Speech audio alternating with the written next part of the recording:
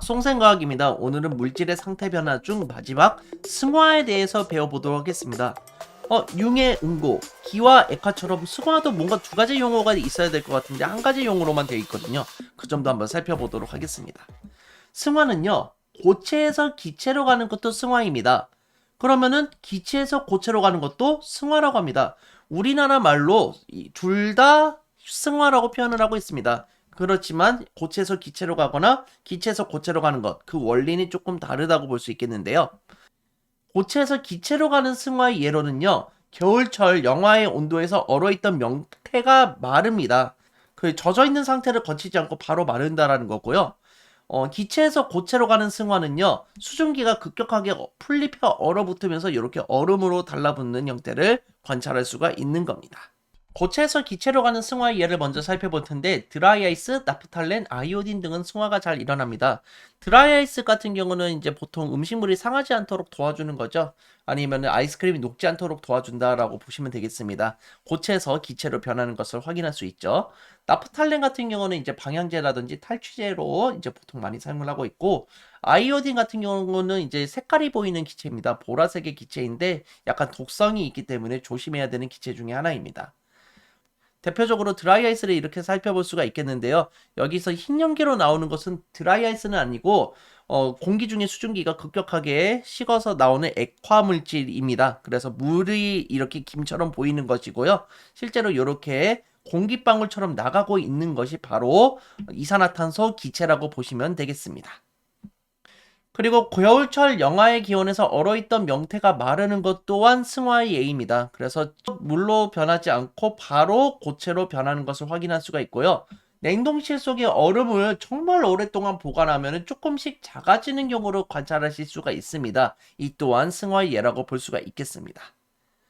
어, 승화 예 중에서 이제 기체에서 고체로 가는 예를 살펴보도록 할 텐데, 나뭇잎에 서리가 생기는 것 또한 기체에서 고체로 변하는 예입니다. 그래서 갑자기 아무것도 없다가 차가운 나뭇잎을 만나가지고 고체로 변하는 것 또한 승화겠고요.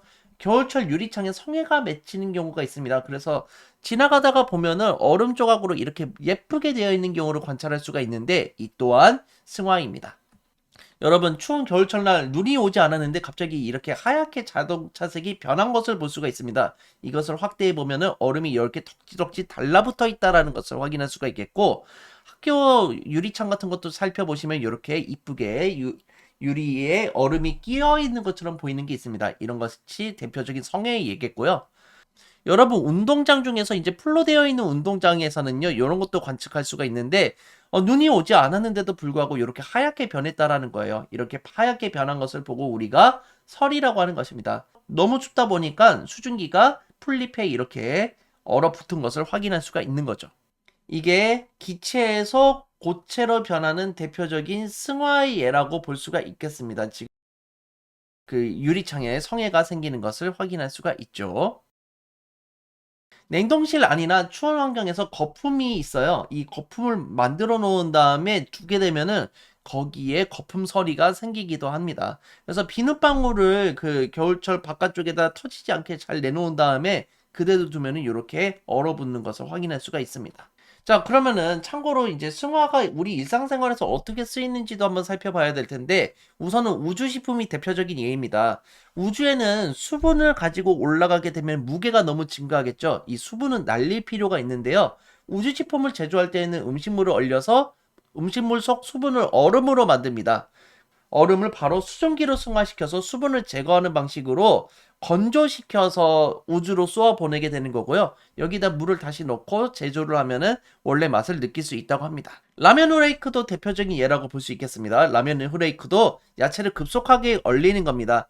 야채를 그냥 라면에 넣고 배송을 하게 되면은 이 야채가 상해버리겠죠. 상해버리는 것을 방지하기 위해서 이 야채를 얼린 다음에 얼린 야채의 얼음을 승화시켜서 수분을 제거해가지고요. 라면 후레이크로 만드는 겁니다. 그러면은 오랫동안 이 후레이크를 보관하면서 라면을 먹을 수가 있게 되는 거죠.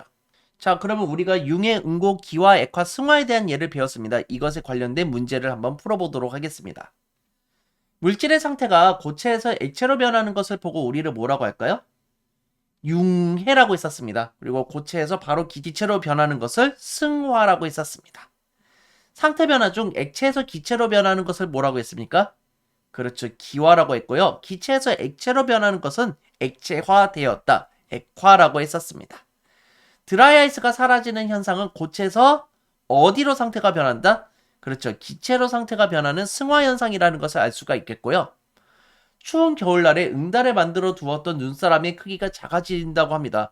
그러니까 영하의 날씨에서요, 그림자가 져 있는 부분에서는 태양 복사 에너지를 제대로 받지 못하겠죠.